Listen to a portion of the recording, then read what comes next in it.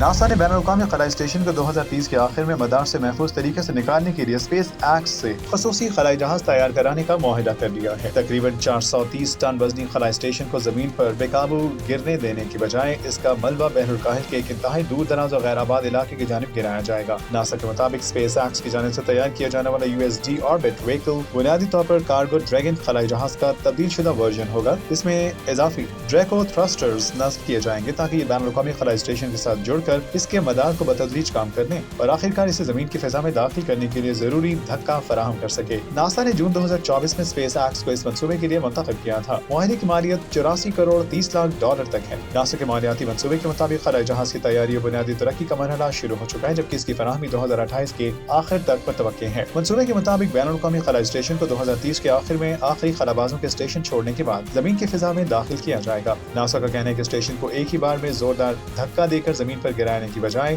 مرحلہ وار اس کا مدار کم کیا جائے گا۔ زمین کی کشش اور ماحولیاتی رگڑ بھی مدار کم کرنے میں اہم کردار ادا کریں گے، جبکہ موجودہ خلائی اسٹیشن اور وہاں موجود پروگریس خلائی جہاز بھی ضرورت کے مطابق معاونت فراہم کر سکتے ہیں۔ آخری مرحلے میں نیا ڈی آربٹ وہیکل اسٹیشن کے مدار اور سمت کو درست کرتے ہوئے طاقت کو انجن برن کے ذریعے سے مقررہ راستے پر لائے گا۔